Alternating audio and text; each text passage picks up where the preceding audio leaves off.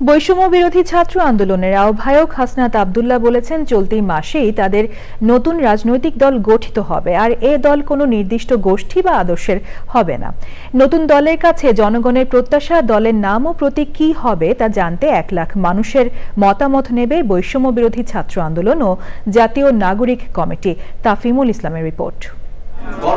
ছাত্র ও তরুণদের নেতৃত্বে নতুন রাজনৈতিক দল গঠনে জনমত সংগ্রহে সপ্তাহব্যাপী কর্মসূচি নিয়ে বৈষম্য বিরোধী ছাত্র আন্দোলন ও নাগরিক কমিটির এই সংবাদ সম্মেলন।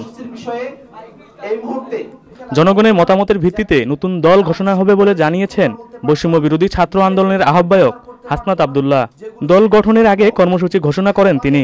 সক্রিয়ভাবে জনসাধারণের মতামত সংগ্রহ করতে এবং দেশের ভবিষ্যতের জন্য এটিকে অবশ্যই গ্রহণ করে সেটির বাস্তবায়ন করতে, শুধুমাত্র তাত্ত্বিকতা নয় বরং সেটিকে বাস্তবায়ন করতে, অগ্রাধিকারগুলো নির্ধারণ করতে বৈষম্য বিরোধী ছাত্র আন্দোলন এবং জাতীয় নাগরিক কমিটি দেশব্যাপী জনমত গ্রহণের প্রক্রিয়া শুরু করেছে।